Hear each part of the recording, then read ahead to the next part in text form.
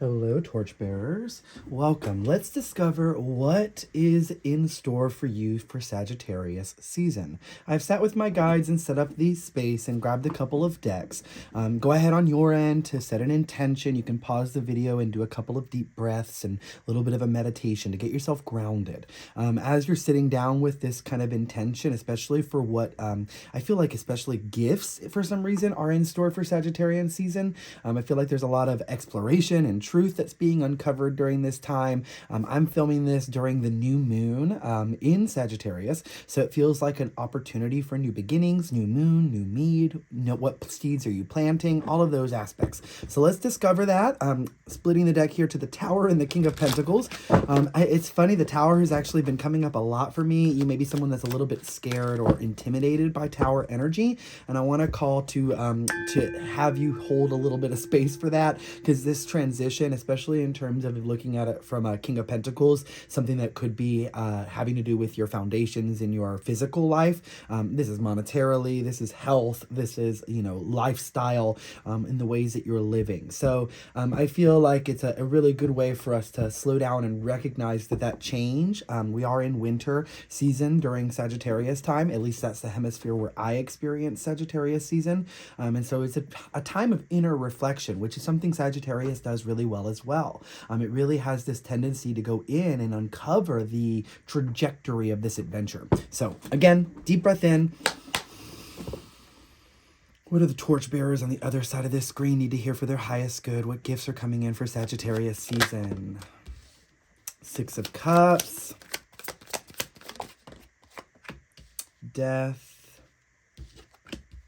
Six of Wands, 6-6. You could be getting 666 a lot here, especially with the Death card here. I am getting a lot of underworld energy from that. Knight of Wands in reverse. Interesting. The story that's coming up here is a narrative of self-sacrifice that is no longer occurring. The hero's story in order to save those that are being wronged. And it is very heart driven. I actually am getting a lot of heart pain, so you could be dealing with a lot of heart chakra opening. Six of Cups is a lot to do with past relationships and emotional ties coming back up to the surface. With the Death card here, it is an opportunity for rebirth and transformation, but just like that Tower card that we saw, it is exhausting, if you will, because you're having to lay everything down and really have this sense of completion, this end of the journey. But with that being, this is very Phoenix energy here with the Six of Wands. It is like gathering the myrrh, gathering the sticks. I really even feel like I want to grab the Phoenix candle and show you. It just feels like this transformation and this rebirth. There's a 3-day, this is even coming to the story of Jesus, 3 days before the rebirth happens, right? Something teaching us the celebration of life and death and the closing of a cycle. Phoenix comes to us during important phases when all seems lost. It represents the transmutation of our past energies and an approach of new mindsets. Phoenix spirit guide frees us from suffering and releases us from past karma. Nothing dies. It is merely the seasons changing and new sunrises lighting the way to a new world of possibilities. I think that this is actually very prevalent to this storyline that is coming up here. And again, back to that energy of self-sacrifice. You're learning to instead pause and allow things to really transform. This is what your team is celebrating for you. It's interesting. This resonates for me as well. So I am hoping that this is finding the right collective, because I feel like this is really a fitting energy for Sagittarian season. Having just launched this candle, these guides always bring about a really personal transformation in my life, and this is the exact transformation that Sagittarius is bringing out for me. It is holding that space and letting up those past emotions that have always bubbled under the surface for certain triggers or traumas, especially when it has to do with you celebrating your creations or your creativity. Here with the Knight of Wands and the Six of Wands has a lot to do with our passions. Six of Wands is all about victory and celebration. And it's interesting because here they're in the woods. I actually am, it's looking a little more like surprise and shock, and even the way that the trees are bending around them. It just feels like like almost like a little anxiety inducing while you're celebrating, while you've got this torch with the wreath. And then here to have the Knight of Wands, there's like this sensation of renewal and rejuvenation, and like even with the camel as opposed to the horse, the journey is longer. You've learned to set yourself up. You see how much they've gathered here. Like they're not just sitting here with the cloak and no shirt underneath. They're actually now riding forth with this full, and the flame is above their head now, as opposed to this space of distance between your ideas or your concepts. Eight of Cups there in reverse underneath. Interesting here. Okay, hold on. Let me reground myself here and see what else there is. Six of Swords, like I said, 666. And I could feel that this is a similar message to what I channeled as a reading the other night, where there could be an idea, especially with this Mercury retrograde, like being very adamant not to just walk away when things are hard, but to choose to walk away because it's your power, or you're feeling called to bring power back to this situation or this change, but not from a sense of sadness or depression. Spirit's wanting for you to really stand in your integrity. Is what they're bringing through here. Sagittarius season, the gifts that are coming through, I feel like there's going to also be a lot of transformation within relationships and how victory is brought to the forefront, especially in terms of relationships that didn't quite see the change occur. Anybody that is from your, this can be family members too, that you just don't have the closeness with or the dynamic with for them to fully have seen this transformation. They're witnessing it. They're seeing it. And at this point in time, there's just no other thing to do but to acknowledge it. And it is actually like very much like that Marianne Williams quote, our deepest fear is not that we are inadequate. Our deepest fear, I quote this all the time, is that we are powerful beyond measure. It is our light, not our darkness, that most frightens us. Look up that entire quote so that you can really sit with it if you feel called. This is the Faceted Garden Oracle. I am going to pull a couple of saplings and seeds. I want to see here, like I said, a lot of emotional regulation going on. And in healthy ways here with the Death card and the Six of Wands, it feels like healthy boundaries leading to good victorious like representation. I actually want to pull a clarifier before I move forward on this Six of Wands. I'm going to use the Luna Tarot because of that anxiety that keeps coming up. I want to find, look, the Fool. I want to find, look, the Magician. Look, the Lovers. Oh goodness. Okay, I want to find out. There's a lot being celebrated here with the Six of Wands. Maybe that's why you're a little anxious. You're holding on a little too tightly here. Afraid to jump into this new beginning. But it is something to be celebrated. Like I said with the Six of Wands, it is about celebration. Let's clarify this Six of Wands here, please, Spirit. What is this anxiety I'm picking up on? Is it just about the change? Ooh. Okay, I want to be cautious here with the Devil, because Devil energy is something that can often speak to our own addictive behaviors. So as I kind of want to say, like, don't let that fear creep in and stop you. I think that's what's stopping you from celebrating. You're really worried of falling back into old patterns and old behaviorals. Two of Cups in reverse. Afraid that the energy won't match, but that's no longer the story that is happening. You're going to have many things to choose from. Six of Cups, Seven of Cups here, progression forward. And I actually feel that, there was this sensation that you were, there's that King of Pentacles too. Nine of Pentacles on the bottom of the deck. Do you remember that King of Pentacles at the beginning that was in reverse, and it felt like with that Tower that you were having to give up a lot of sacrifice, a lot of hard work and diligence. 9-9 here.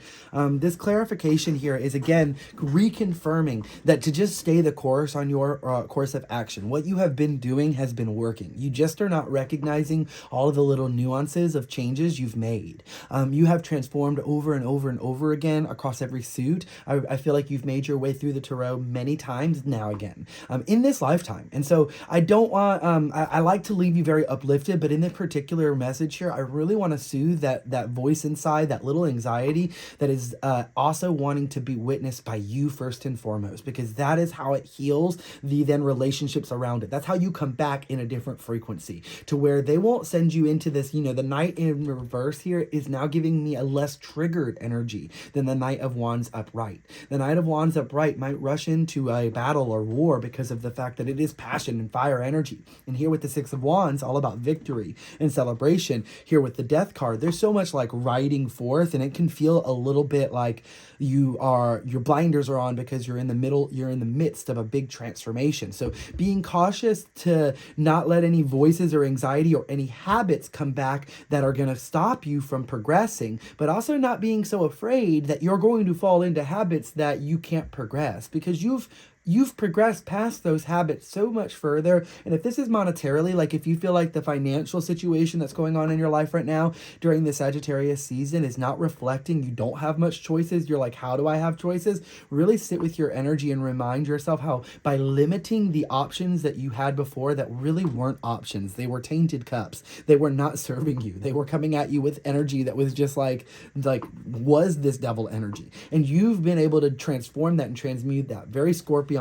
energy to be able to sit there and say, I'm going to move forward in this transformative season and allow for whatever is going to occur, the tower to crumble. And now when you come to the other side, like I said, we're going to find these seedlings, these saplings, and you've brought lots of water of transformation here to help this process occur. I really want to make sure, hold on, am I still recording here? I am. Okay, wow, I'm loving this reading. I'm hoping this is resonating for who it's finding, because this is a really beautiful message from your guides to like continue trusting your process and putting the faith in your ideas that you're having, because Spirit is having them come through in very unique ways for very big reasons. Look, perennial. It feels like you are just needing spring, needing to trust in the timing of all of your life. Everything happens in divine timing, but you are that divine timing, and you're learning that you were trying to force and creating like a storm that wasn't necessary in order to make things happen according to the plan that you saw, or I mean, like rightfully so. It's almost like you were so motivated, you got so on course, you got so inspired. You know, this reminds me of like I tend to be this way in my life, and I'm having this moment of remembering that when I had braces, I literally was told by the orthodontist that I had to wear my rubber bands, or that like people never wear them, that you gotta wear them all the time. Like you eat, you put them back in, and they were very, very like meticulous on telling me the instructions, and I listened to instructions. Okay. And so I did. And I did so much so that when I came back to my normal, like next appointment, I had worn my rubber band so well that it had given me an overbite. And they were like, well, we messed up. It was our fault because we told you to wear them so much, because most people don't wear them that well. They don't remember, they forget, you know, so we try to kind of instill making sure you're going to remember to do it so that you'll do it more often than you would normally. And for me, I did it the amount that they're telling me to do it every single time I'm eating. I never took those things out. Like I barely had them out because I was ready to get my braces off. And it extended the time I had to have my braces on by 6 months. And I just remember feeling scammed. Oh, my little inner child. It's okay, buddy. And I still have crooked bottom teeth, you know, because I said, you know, you really, I learned then that it's like, you you listen to the advice, but that advice doesn't always lead to the outcome that you're told that you're going to get. And some of those things can really be like core memories for your childhood, you know, like 12 years old. I think I was like 9 or 12 between that age group. And I feel that that is something coming up here as a storyline here, like the perennial spring and weather. Like you've been creating more storms, but these storms, or you've been weathering the storms so that it could water the roots of your flowers or your garden.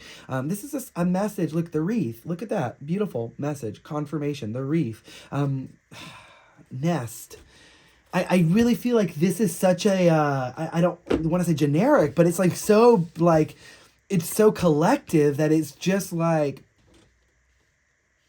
a story, like a beautifully told story.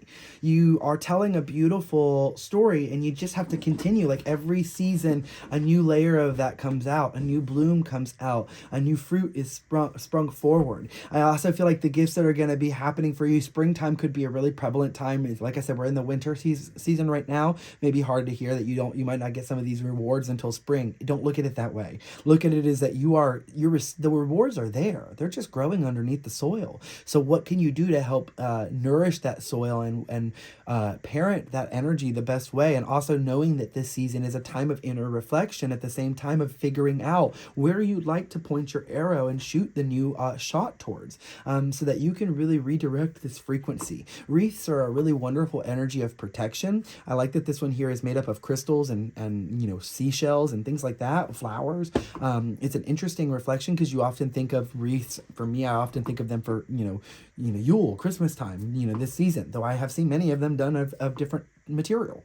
And it is very much a protective energy. It is a circle. Circles are like casting a circle is very protective. And it feels here with the nest, there has been something that your guides and you have been keeping safe, these eggs, so that they could fully blossom and bloom in the proper timing, so that they would make it to the best. Like, yeah, you could be helping people more right now, or you could be further along, let's say, and be more, progressed in a way that feels like you were ready for the race, right? You were ready to go. But at the same time, though, I did use a reference, like obviously the orthodontist was like, his mindset was that I'm not gonna wear my rubber bands enough. And then I loved that he at least admitted that it was his fault.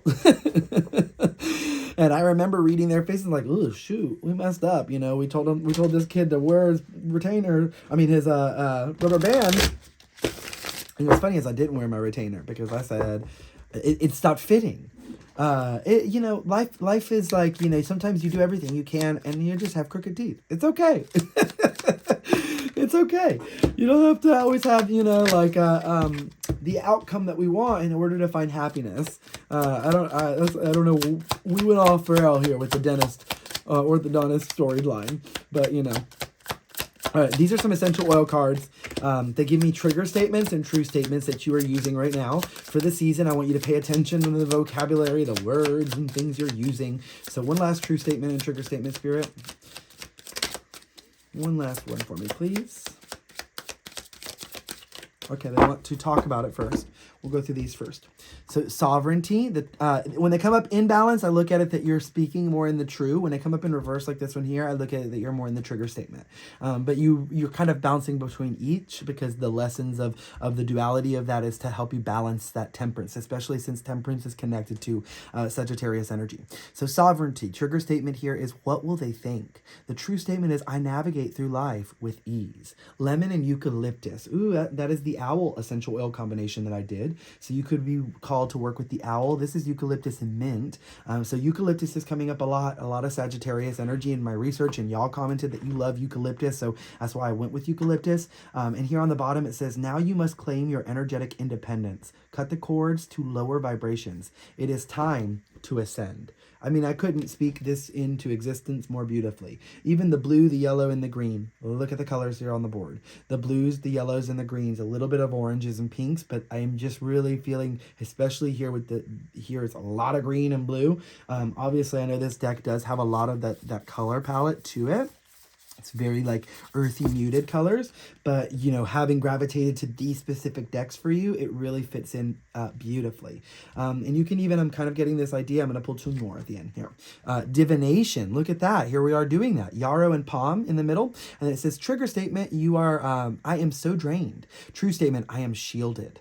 You are finding balance as you see what resonates and what does not. With clear sight, you are safe and protected. So be conscious that you're not speaking too much about how, especially how drained you feel in general to other individuals as well. Like making sure that you're also following it up with like, I've been working very, diligently, or I've been, feeling very tired, but I'm taking time to rest. It's that season. I know that there's an inner time for reflection. So I know that time for renewal is here. Forgiveness here at the top, and then renewing. The trigger statement is I do not deserve this. The true statement is I forgive. Allow the labels of judgment to disappear. See the situations and individuals through your heart. Forgive yourself. This is the exact message I started with, where the storyline that is being healed is you rushing in as any savior, or expecting anyone to rush in as any savior. Not that that was a storyline you were stuck on. I feel like it's been a thread in your life where things have always your manifestation style has come from others a lot, and it's time that you are now learning how to completely align with your manifestation power. Not that it's any less, actually, in the way that you were manifesting was very community based. That's the Six of Cups, and I really love it. It's very permaculture, very it's similar to my lifestyle. It is very much so, like, I think in the way you're gonna balance it out. I'm hoping that's what we're gonna do here. Okay, we're gonna balance it out on the other side. That's that temperance. So we're gonna have that victory, the Six of Wands, and not being rushed into needing it to happen in something about the Six of Wands. It's very much like almost like a celebrity status. So it's like a like how some people perceive that as like a fleeting moment or an opportunity, like, you know, to shine. And that's just not the case. You're working on your divine timing, and that means not rushing anything other than you being in your presence. Okay, so the trigger statement here, we have elevate on the top, joyful. Trigger statement is I feel so low, and the true statement is I persevere. Release the worry and fear and allow confidence, trust, and strength to take you to your goal. Black spruce, restore, renewal, restore. You noticing a pattern here? I am broken is the trigger statement. True statement is I am illuminated. As you release your attachment to the high and low, you find peace and balance. Honor the cycles of your body and energy now. And the last card here is cinnamon and intimacy. Trigger statement is this too good to be true? The true statement is it can only get better. Allow yourself to experience more joy and love. Raise your resonance by swimming in the sweetness of life. That's all I have for you, Torchbearer. I hope this resonates for Sagittarius season. This is a call also to do your cinnamon cleansing. If you're someone that likes to work with, herbs and different cinnamon for the start of the month is a really powerful protection. We got a protection sign earlier for you as well. So you're doing some protection work and making sure you're cleansing with the Knight of Wands in reverse in particular. I feel like making sure your wards, and I put them in air quotes because I am letting you decide what that means for you. I am a big believer in energetic wards, and it's much like your boundaries in your verbal, the way you speak to yourself, the way you look at your life, and the way you interact with other individuals. These are all ways of keeping yourself in a alignment with a lifestyle and a way of living that you would like to live, but not through a force, not through something that is fake, not through anything that is not allowing for all emotions and energies to exist. Okay? Just a couple of extra confirmations here for symbolism. Look, the seashell. I knew there was something. Look at that seashell there. We've got a little birdhouse here as well. Got the seashell, the star, a moon, and a fan. Cycles ending, closing out cycles, waning to waxing, new moon to full moon. The home is a big focus of this reading as well. Reestablishing healing energy in the home. Star is very Aquarian energy, having this pouring of self-fulfilling energy of love, support, everything. That's what Aquarius really does for you. All right, love you. Sending you so much love. Have a great day.